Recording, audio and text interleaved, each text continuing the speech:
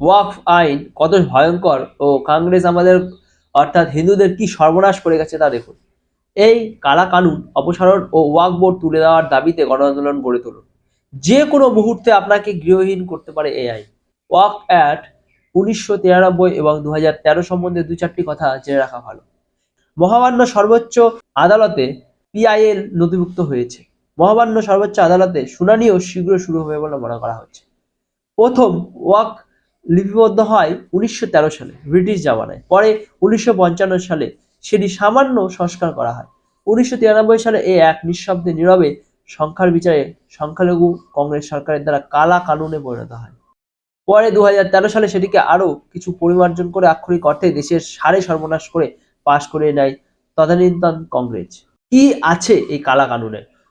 কিছুই বিশেষ নেই, এটুকু ছাড়া যে কোনো দিন, যে কোনো সময়, যে কোনো সম্পত্তির ভারত ভূমি যে কোনো জায়গায় ওয়াক আইনের বলে ওয়াক সম্পত্তি হিসেবে নোটিশ উচ্ছেদ দখল করে নিতে পারবে রাজ্যে ওয়াক বোর্ড বা কেন্দ্রীয় ওয়াক কাউন্সিল। অর্থাৎ কাল যদি আমার আপনার বাড়িটা রাজ্য ওয়াক বোর্ড মনে করে বা বিশ্বাস করে যে এটা ওয়াক বোর্ডের আন্ডারে ওয়াক বোর্ডের সম্পত্তি, তাহলে এই উল্লেখিত অ্যাক্টের 40 ধারা অনুযায়ী তারা 24 ঘন্টার মধ্যে আমাকে উচ্ছেদ করে আমার বাড়ির দখল নিতে পারবে এবং সমস্ত সরকারি ও প্রশাসনিক অফিসার সেই নোটিশের মান্যতা দিয়ে ওয়াক বোর্ডকে দখল করার জন্য সহায়তা করতে বাধ্য হয়।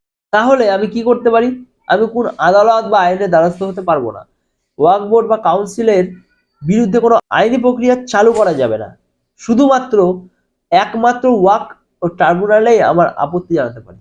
আর এই ট্রাইব্যুনাল বা ওয়াক বোর্ডের পারমিশনেই পরামর্শেই গঠিত। যদি মনে করে যে ওয়াক বোর্ড ঠিক কাজ করছে, তাহলে আমাকে আমার কষ্টার্জিত সেই বাড়ি ফিরিয়ে দেওয়ার ক্ষমতা এমনকি সর্বোচ্চ আদালতেরও নেই। ওয়াক বোর্ড বা কাউন্সিলের বিরুদ্ধে কোনো অ্যাপিল ভারতের কোনো আদালতে গ্রহণযোগ্য হবে না। ওয়াক বোর্ড নিয়ে মামলা না চালাতে পারার হতাশা থেকে এবং সুচারুভাবে তথ্যাদি সংগ্রহ করার পর অন্ধ্রপ্রদেশের উচ্চ আদালত ক্ষোভ প্রকাশ করে বলেছেন, ভারতের সবচেয়ে বেশি সম্পত্তি মালিকানা আছে ভারতীয় সেনাবাহিনীর, তারপর ভারতীয় রেলের এবং তৃতীয় স্থানে আছে ওয়াক বোর্ড। আশা করি ভয়াবহতা বুঝতে এটুকুই যথেষ্ট। এই প্রভূত পরিমাণ সম্পত্তি এরা করেছে নির্বিচারে একের পর এক সম্পত্তি ওয়াক বোর্ডের দখলে এনে, যার জন্য এক কানাকড়িও এদের ক্ষতিপূরণ দিতে হয়নি। ভারতবর্ষের পায়ের তলা থেকে জমি হু হু করে সরে যাচ্ছে ভারতবাসীর অজান্তে, কংগ্রেসই বদান্যতায়। পরিস্থিতি এমন জায়গায় গেছে যে এখন ওয়াক বোর্ড তাজমহল, কুতুব মিনার, লালকেল্লা ইত্যাদি ঐতিহাসিক স্থাপত্য ও নিদর্শনকেও নিজের বলে দাবি করেছে এবং আর্কিওলজিক্যাল সোসাইটি অফ ইন্ডিয়ার হাত থেকে তাদের হাতে সমর্পণ করার দাবি জানিয়েছে। আর এই একটা উদাহরণেই সামাজিক ব্যাকস্ট্যামিংটা পরিষ্কার হবে হয়তো। বম্বের এবং ভারতের সবচাইতে বিলাসবহুল বাড়ি অ্যান্টিলা, যা মুকেশ আম্বানির বলে আমরা সবাই জানি, সেই বাড়িটিও ওয়াক বোর্ড তাদের বলে দাবি করে নোটিশ পাঠিয়েছে। মুকেশ আম্বানি বলে সেটির দখল এখনো নিতে পারেনি, কিন্তু ওয়াক বোর্ড যদি আদা জল খেয়ে লেগে, তাহলে মুকেশ আম্বানি বাবাজি অন্তত বাস বাড়ি খুঁজতে কিছুদিন আগে তামিলনাড়ুর তিনটে গ্রাম বা হিন্দু অধিষ্ঠিত বা তার উপর দাবি জানিয়েছে সেখানকার রাজ্য ওয়াক বোর্ড। এক দুটো বাড়ি নয়, পুরো গ্রাম বা জমি জমা বাড়িঘর পুকুর দিঘি সবই নাকি ওয়াক বোর্ডের। জাস্ট তাদের বিশ্বাস এটি যে ওয়াক বোর্ডের সম্পত্তি, তাই বলে বলিয়ান হই। এই ভয়ঙ্কর এবং অ্যানাকোন্ডার মতন অমিত শক্তিধর শত্রুর হাত থেকে কি পরিত্রাণের কোনো উপায় নেই? আমরা কি সরকারের করা আইনের গাড্ডায় ডুবে যাব বিনা প্রতিবাদে? আইনি লড়াই মাত্র শুরু হয়েছে।